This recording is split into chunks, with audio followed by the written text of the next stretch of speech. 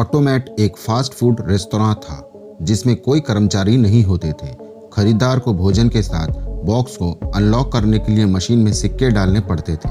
20वीं सदी की शुरुआत में ऑटोमेट दुनिया की सबसे बड़ी रेस्तोरां श्रृंखलाओं में से एक थी, जो प्रतिदिन 8 लाख लोगों को सेवा प्रदान करती थी। मियामी एकमात्र प्रमुख अमेरिकी शहर है जिसकी स्थापना एक महिला ने की थी। क्लीवलैंड की एक महिला जूलिया टटल ने अपने पति की मृत्यु के बाद अपने जीवन में एक नया अध्याय शुरू करने के लिए वर्तमान मियामी शहर में 640 एकड़ जमीन खरीदी। इस कारण से उन्हें मदर ऑफ मियामी कहा जाता है। 1998 में होंडुरास में चोलुटेका नदी पर एक पुल बनाया गया था, लेकिन तूफान मिच ने नदी के बहाव को मोड़ दिया और पुल के दोनों सिरों के सड़कों को नष्ट कर दिया।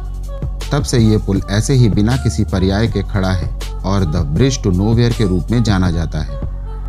एक स्वीडिश व्यक्ति को 14 साल के लिए हत्या के मामले में कैद किया गया था।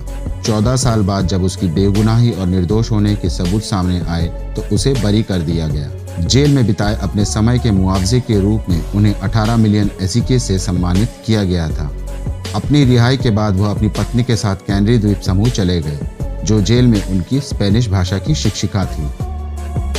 लुई ले प्रिंस, जिन्होंने पहली बार मोशन पिक्चर्स फिल्माए, 1890 में अचानक ही गायब हो गए। इसके बाद थॉमस एडिसन ने जल्द ही सिनेमा के पहले और एकमात्र आविष्कारक के रूप में यह श्रेय ले लिया, और यहाँ तक कि ले प्रिंस के बेटे को इस विवाद के लिए वे अदालत ले गए। कुछ दिनों बाद उनके बेटे की भी रहस्यमय परिस्थितियों में मौत हो गई। घटती प्रजनन दर के कारण जापान के नागोरो गांव में केवल 27 जीवित निवासी रहते हैं जिनके पास कोई संतान नहीं है। शहरवासी गांव में 270 सजीव दिखने वाली गुड़िया लेकर आए ताकि शहर अधिक आबादी वाला और जीवंत दिखे। अब इसे नागोरो गुड़िया गांव के रूप में जाना जाता है। पहले लोग एक्सरे के हानिकारक प्रभावों को पूरी तरह से नहीं जानते थे। महिलाएं बैक्टीरिया को मारने के लिए चेहरे का एक्सरे करवाती थी, जिससे उनकी त्वचा स्वस्थ और सुंदर दिखती थी। 1930 के दशक में बालों को हटाने के लिए भी एक्सरे मशीनें एक लोकप्रिय विधि थी। स्थायी रूप से बालों को हटाने के लिए महिलाओं को 1 वर्ष में 15 उपचारों की आवश्यकता होती थी। कुछ समय बाद इन उपचारों से गुजरने वाले लोगों के चेहरे पर ट्यूमर विकसित होने लगे और कुछ की मृत्यु भी हो गई। 1887 में पुरुषों के एक समूह ने महिलाओं को अपमानित करने के इरादे से सुजाना सॉल्टर नाम की एक महिला को मेयर पद के लिए मतदान में खड़े होने को कहा। उसने 60% से अधिक वोट हासिल किए और मेयर के रूप में चुनी गई। वह अमेरिका की पहली और संयुक्त राज्य में किसी भी राजनीतिक कार्यालय में सेवा करने वाली पहली महिला बनी। इस प्रतिष्ठित तस्वीर में आप एलिजाबेथ एन एकफोर्ड को गोरे लोगों से बनी एक क्रोधित भीड़ से गुजरते हुए देख सकते हैं।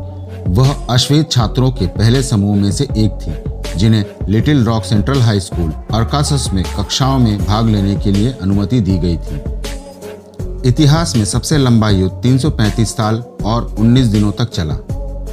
यह डच और स्किली द्वीप के बीच था। इस युद्ध में कोई हताहत नहीं हुआ था। डच वास्तव में संघर्ष के बारे में भूल गए थे, जब तक कि एक स्किली इतिहासकार ने 1985 में उनसे इसके बारे में कहा।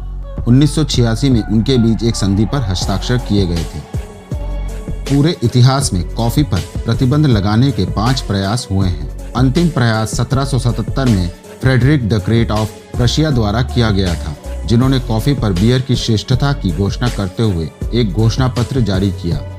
उनका मानना था कि कॉफी ने देश की बियर की खपत में हस्तक्षेप किया है। सीक्रेट सर्विसेज कोड 1939 की एक फिल्म थी जिसमें रोनाल्ड रोगन ने अभिनय किया था, जिन्होंने इसे अब तक की उनकी सबसे खराब फिल्म कहा था। जेरी पार नाम के एक व्यक्ति ने अपने बचपन में कई बार यह फिल्म देखी और सीक्रेट सर्विसेज में शामिल होने के लिए प्रेरित हुए। बाद में पार ने 1981 में एक अमेरिकी राष्ट्रपति की हत्या के प्रयास में उनकी जान बचाई। जानते हैं ये व्यक्ति कौन थे? राष्ट्रपति उसी फिल्म के स्टार रोनाल्ड रोगन थे। इंडोनेशिया के टाना टोराजा रिजेंसी में जब बच्चे दांत निकलने से पहले ही मर जाते हैं तो उनके शवों को पेड़ के अंदर दफन कर दिया जाता है। ग्रामीण जीवित वृक्षों की टहनियों को खोखला कर देते हैं और मृत शिशुओं को कपड़े में लपेटकर अंदर रख देते हैं। ऐसा माना जाता है कि पेड़ समय के साथ शरीर को अवशोषित कर लेता है और हवा बच्चे की आत्मा को दूर ले जाती है। तो दोस्तों आज के लिए बस इतना ही। अगर वीडियो पसंद आई हो तो इसे लाइक और शेयर ज़रूर करें और अगर चैनल पर नए हैं तो इसे सब्सक्राइब करना बिल्कुल ना भूलें। धन्यवाद।